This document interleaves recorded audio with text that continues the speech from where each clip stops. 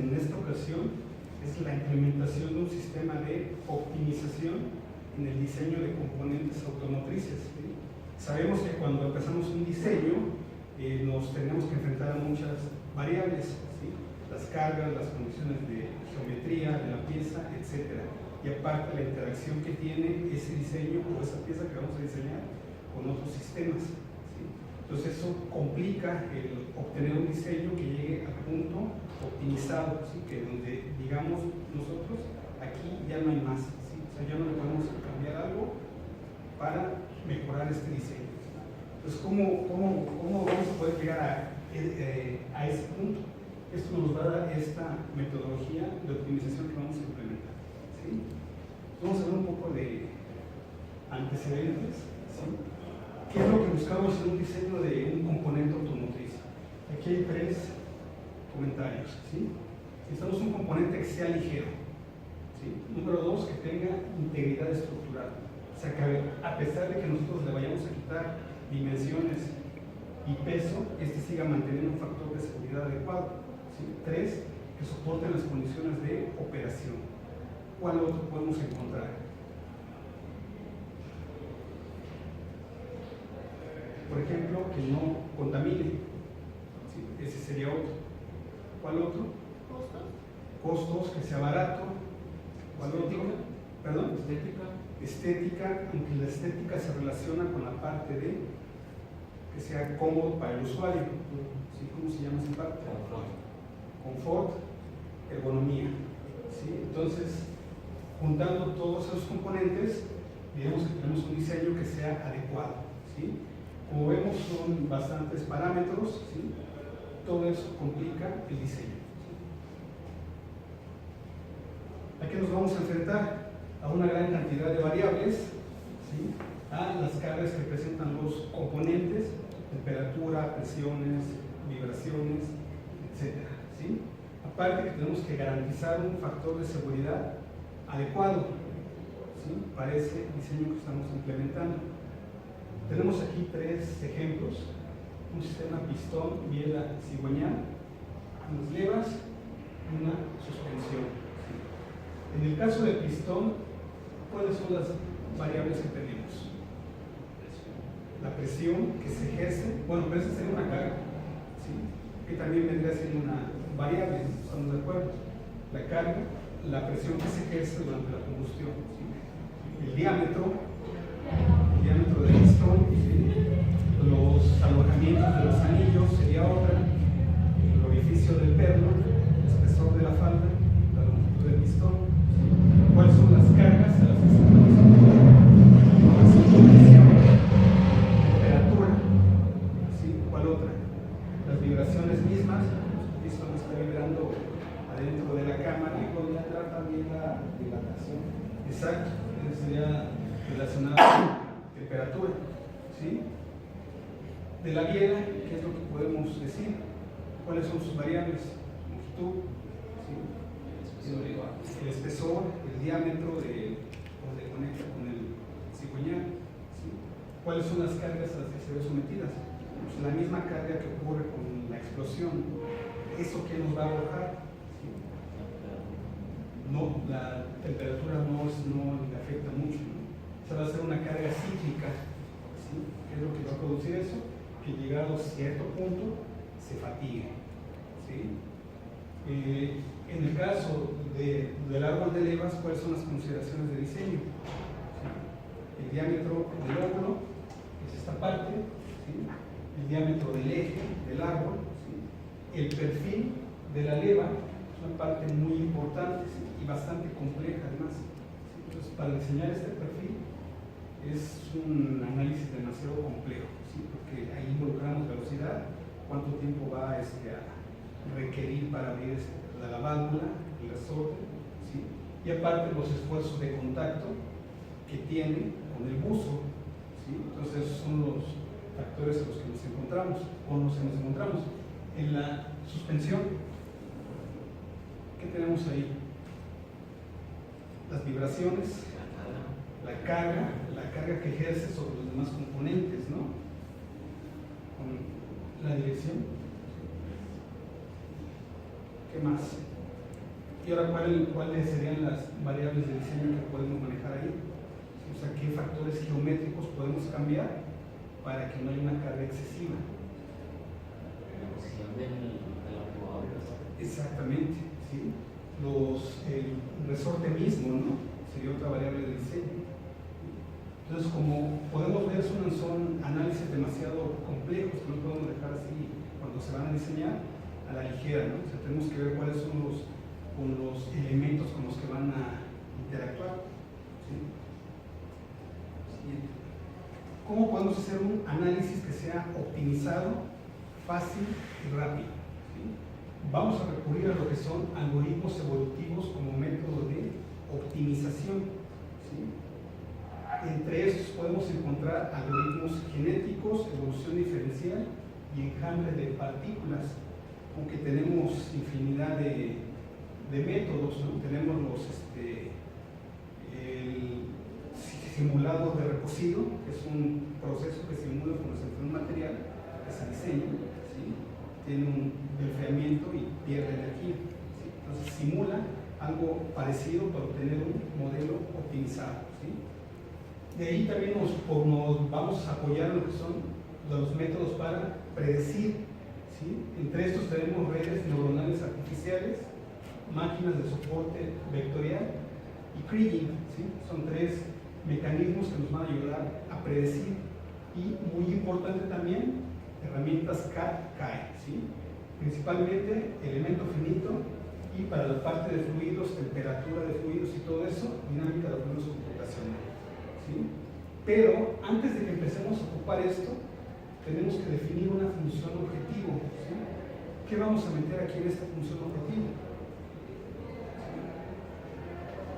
¿Qué de estas partes? ¿Sí? O lo que debemos de considerar para definir una función. ¿Qué estamos buscando con esa función? ¿Qué es lo que vamos a querer? Reducir esfuerzos, temperatura, incrementar el factor de seguridad, disminuir un flujo, incrementar la eficiencia de algo, etc. ¿Sí? Tenemos que tener bien claro eso para que nuestro algoritmo pueda funcionar hacia un punto optimizado, ¿sí? Luego, considerar las restricciones que tenemos. Por ejemplo, si tenemos un diámetro de un pistón, ¿sí? Tenemos que definir cuál es el rango mínimo y máximo, ¿sí? Igual, no podemos hacer un pistón de este tamaño, ¿no? Tenemos que ponerle un límite, ¿sí? Una biela, por ejemplo, ¿sí? ¿Cuál es su longitud? ¿Cuál es su diámetro? ¿Cuál es el espesor máximo y mínimo que puede tener? ¿Sí? Y así sucesivamente, ¿sí? Y aparte hay que considerar que la función objetivo puede minimizar o maximizar. Esto no está relacionado con lo que queremos nosotros mejorar o disminuir, ¿sí? Esto solamente es la forma en la que nos va a dar el valor de la función, ¿sí? Y vamos a ver unos ejemplos. Tenemos una función en donde queremos incrementar la eficiencia, ¿sí? Tenemos un valor objetivo o target de eficiencia. Si estamos hablando de eficiencia, ¿cuál sería este valor? 1, ¿sí? Sabemos que no podemos tener una eficiencia mayor a 1, ¿no? Estamos mal. Entonces nosotros queremos llegar al 1, ¿sí? Entonces formulamos nuestra función objetivo de esta manera: una eficiencia a la que queremos llegar menos una eficiencia que estamos obteniendo, ¿sí? Optimizando. ¿Qué es lo que va a pasar cuando este llegue a 1? El resultado de esta función va a ser 0. Quiere decir que estamos minimizando, ¿sí? ¿Por qué? Porque cuando lleguemos a 1 se cumplió el objetivo, ¿sí?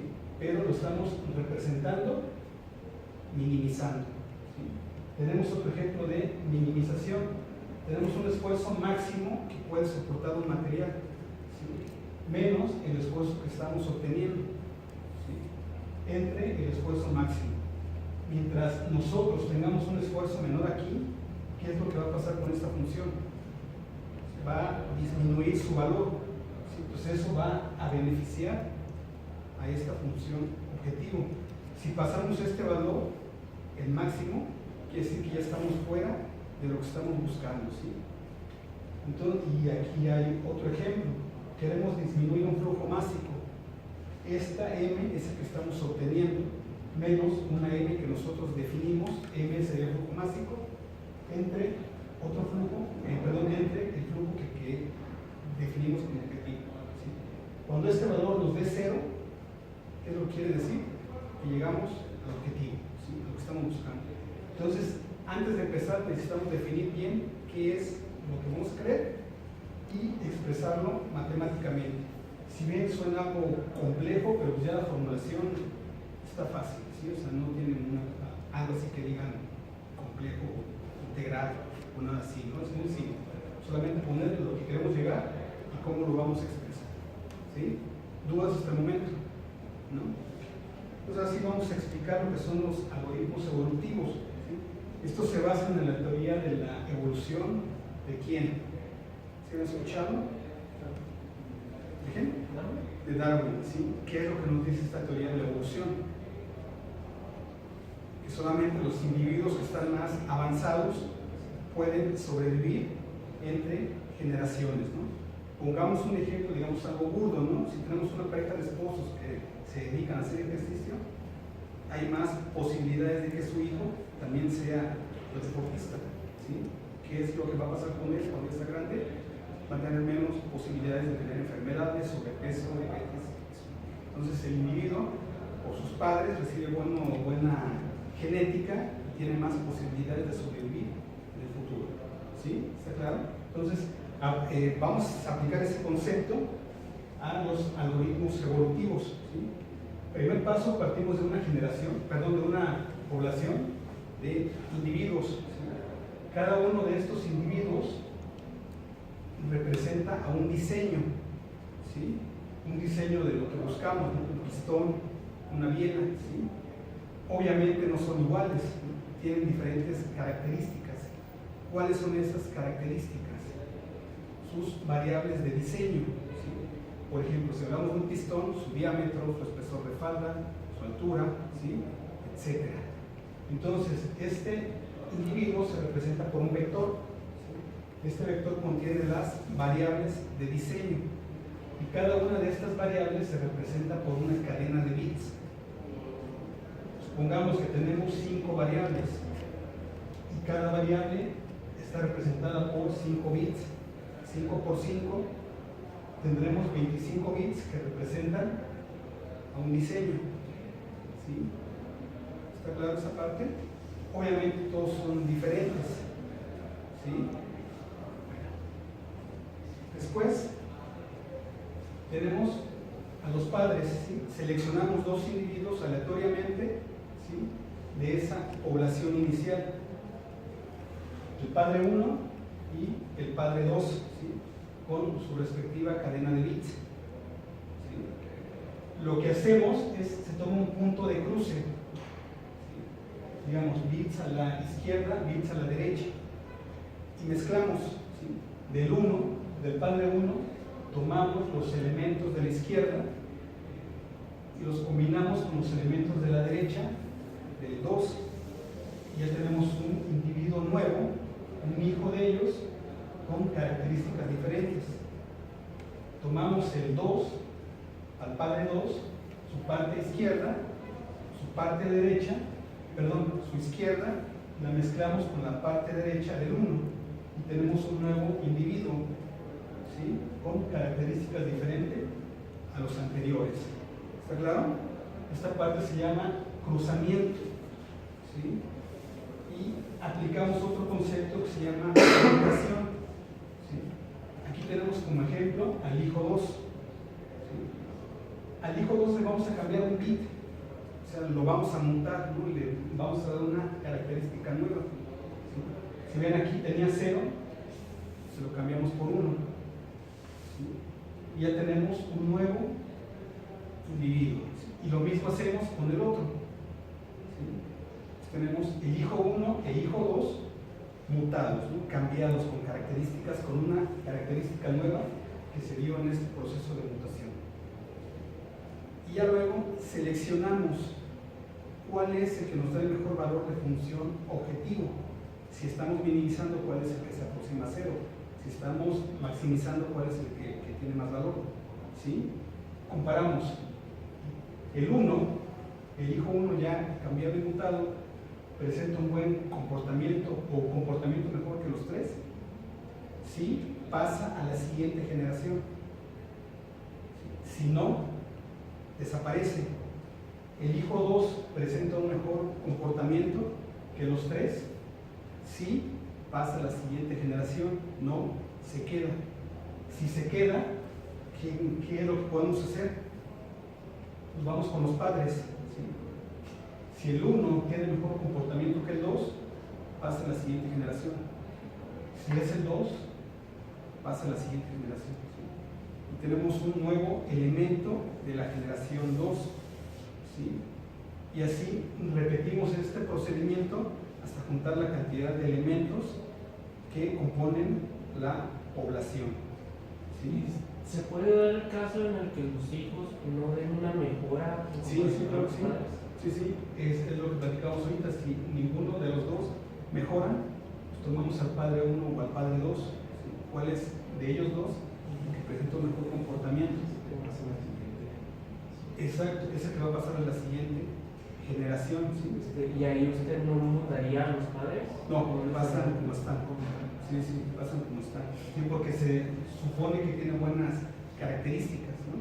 Al superar a estos 3, o que supera estos 3, tiene mejores características. No existe posibilidad de que ya mutar, vamos a suponer que si mutamos al padre, si se le hace una prueba, o de plano no funciona. No funciona así. Si no, estos pasan íntegramente. ¿Sí? ¿Alguna otra duda? ¿Cómo se define el punto de cruzamiento? Ese tú lo pones de acuerdo a la cantidad de bits. ¿Sí? Que quieres tomar. Obviamente tampoco no conviene tener una gran cantidad de elementos del lado derecho, porque te va a hacer una mutación, te va a hacer un cruzamiento muy disparejo. Entonces conviene tomar pocos elementos, aproximadamente un 20% de la cadena de bits o 30%, ¿sí? Del lado derecho. ¿Sí? ¿Por qué? Porque si no puedes ir dejando elementos, o sea, al hacer este cambio tan brusco, puedes ir dejando elementos que pueden funcionar después. ¿Sí? Entonces se trata de ir poco a poco.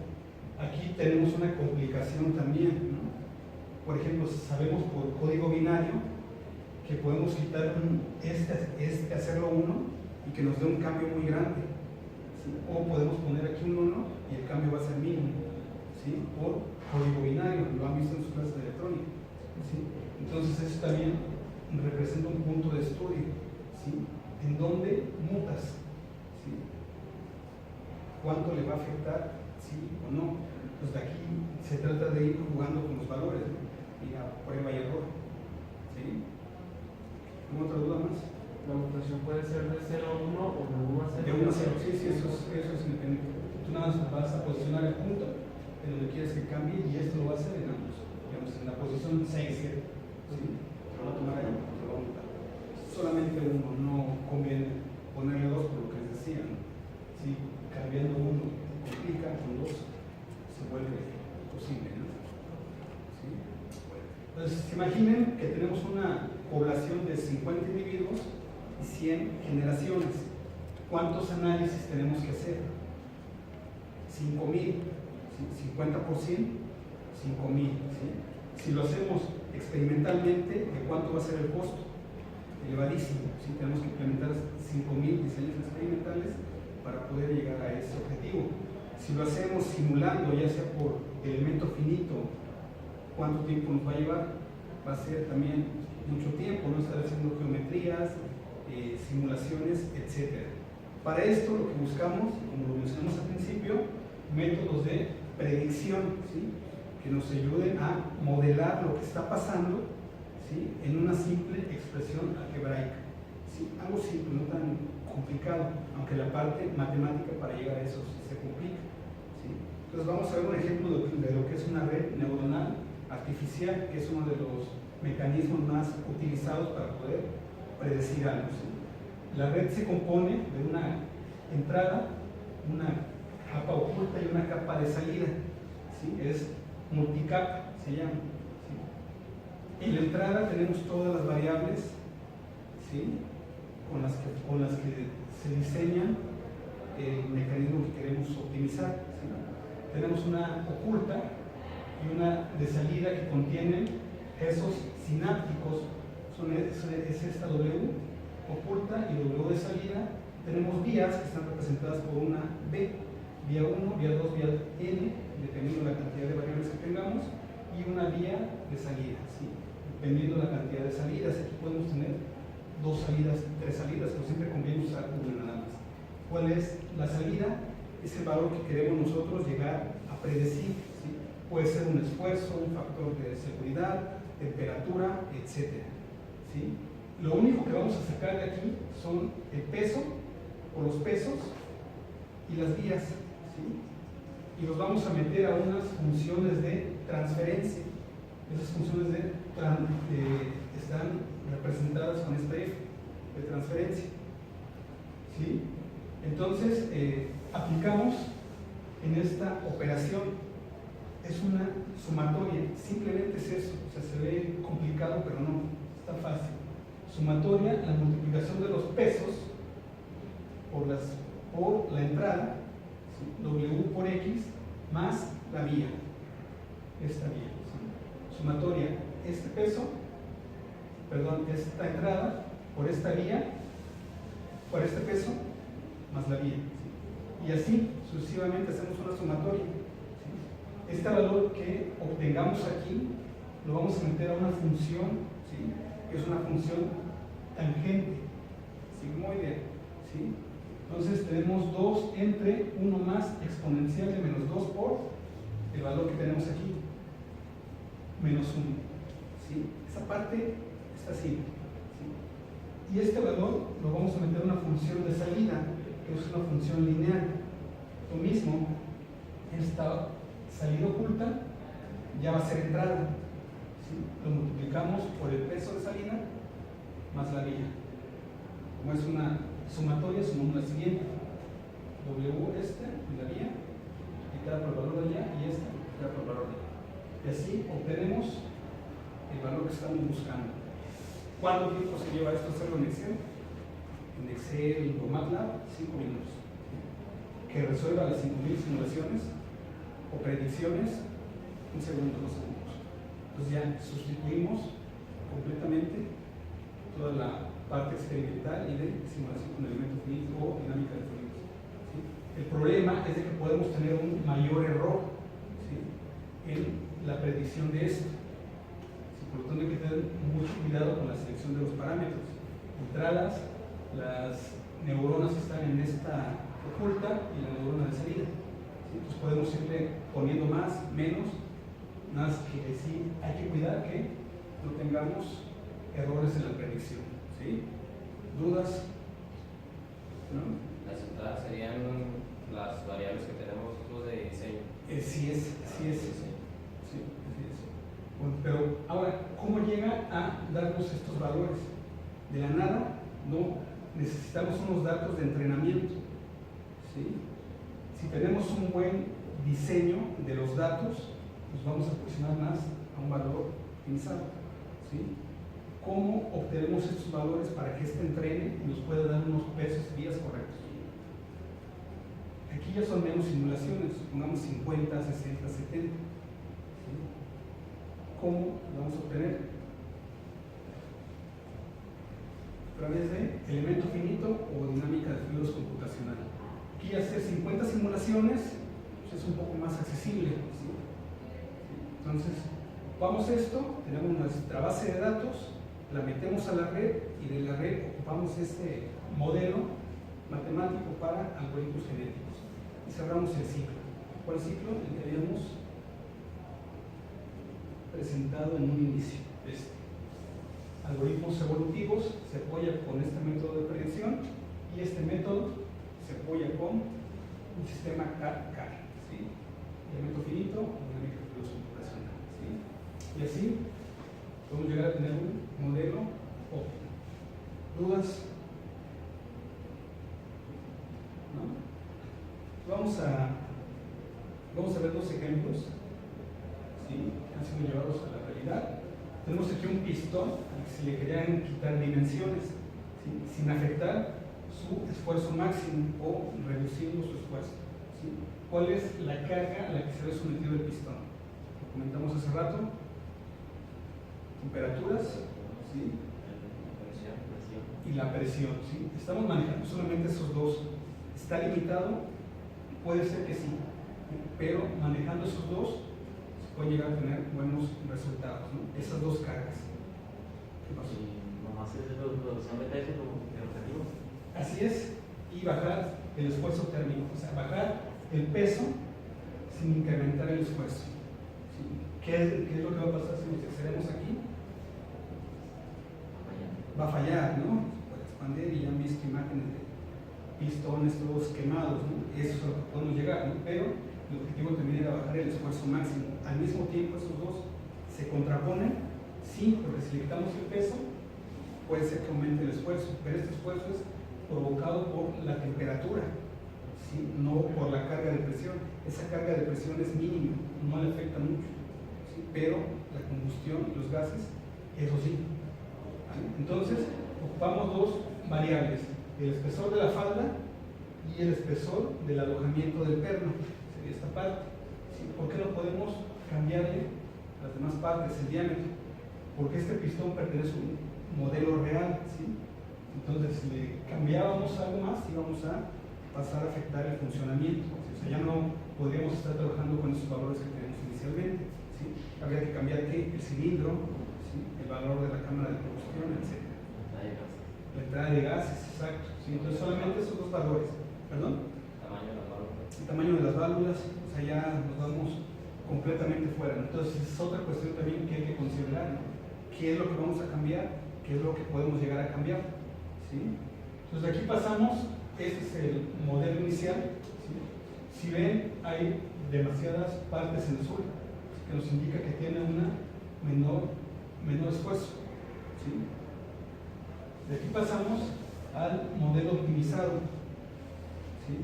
Y los valores que tuvimos antes de optimizar, teníamos una temperatura máxima de 406.58 grados. ¿Sí? Optimizándolo, tenemos una temperatura máxima de 411.58. ¿Sí? Aumentó esta temperatura, ¿sí? Pero bajaron los esfuerzos. Inicialmente era de 200.89 y lo bajamos a 180. ¿Sí? ¿Por qué? Si aumenta la temperatura, bajan los esfuerzos. Recuerden que son esfuerzos provocados por la diferencia de temperaturas térmicos. El esfuerzo térmico se debe a diferencias de temperatura. ¿Sí? Lo que pasó aquí fue que la temperatura se distribuye de mejor manera. ¿Sí? Si bien incrementa, no está afectando, pero tiene menos partes que se enfrían poco, perdón, que se están calentando un poco. Entonces el diferencial se disminuye y reduce el esfuerzo. Y lo más importante, ¿cuánto le bajamos de masa? Teníamos 0.19727 por pistón, ¿sí? Lo bajamos a 0.1704. ¿Es mucho o es poco? Considerable. Es considerable. ¿Cuánto es en gramos? Si lo multiplicamos por 6, ahí es donde se ve el efecto que tiene, ¿no? Era un motor V6. ¿Sí? ¿Dudas? ¿Un ejemplo? Ahora tenemos el caso de una biela. ¿Sí? A la biela se le puso una carga de 1.2 megapascales. Esta parte es donde la recibe, ¿sí? Del perno. Le quitamos espesor en esta parte y en los alojamientos de los tornillos. ¿Sí? Esa parte no le afecta a su funcionamiento. Si hubiéramos cambiado el diámetro, ahí sí. ¿Sí? O así es exactamente, nos metemos con el cigüeñal. Si cambiamos este diámetro, nos metemos con el perno. ¿Sí? Entonces, solamente esta parte fue lo que se le pudo cambiar y los resultados están aquí. Aquí con lo que estuvimos jugando fue con el factor de seguridad. ¿Sí? Tenemos un factor inicial de 11.58. Lo bajamos a 8.01. Ya no se pudo más. Los esfuerzos bajaron de 34.53, aumentaron a 49.882. En este caso teníamos esta restricción del esfuerzo. ¿Sí? Aquí aumentó, pero todavía estamos con un factor de seguridad aceptable, más que aceptable. ¿Sí? Pero el sistema ya no nos dejó cambiarlo más. Se dijo, hasta aquí ya no puedo mejorar, o sea, ya no hay por dónde. ¿Sí? ¿sí? Si le quito más, te voy a afectar otros puntos, ¿sí? Y hasta ahí nos dijo, ya no puede, ¿sí? El peso, pasamos de punto 37 a punto 23, multiplicado por 6. En total por ambos fue 1 kilo aproximadamente, ¿sí? Con punto 96 entre ambos mecanismos. ¿Dudas? ¿No? Aplicaciones futuras, ¿sí? Diseño y optimización del perfil de levas, ¿sí? Y optimización de la distribución del flujo en convertidores catalíticos, ¿sí? Esas son dos aplicaciones que podemos obtener, ¿sí? Y aplicándolo al baja SAI, ¿qué es lo que podemos mejorar de ahí? Ahí serían como los engranajes. Los engranajes, ¿sí? Quitarle peso al engrane, ¿sí? Ya tenemos esa carga, ya se sacó y todo, ahora le podemos estar quitando peso y medir el factor de seguridad. Esa sería nuestra variable, ¿sí? Que no baje, o sea, aunque vayan aumentando los esfuerzos, pero que el factor de seguridad se mantenga en condiciones adecuadas, ¿sí? Ese sería un buen ejemplo. ¿Algún otro? ¿Se os ocurra? Reducir el peso de las monedas de los centímetros. También, pero ahí sí ya sería meterte más con la parte de diseño, ¿no? Porque ya viene de fábrica, materiales, ¿sí? La suspensión, han visto que se les rompe mucho la espiga, ¿no? ¿Por qué? Porque la carga que pasa de la suspensión es excesiva y produce esfuerzos de corte en la unión. ¿Qué es lo que pasa? ¿Sí? Y ya han visto, ¿no? Sí. Las imágenes. ¿Sí? Entonces, ese es un buen punto. ¿Alguna duda, comentario?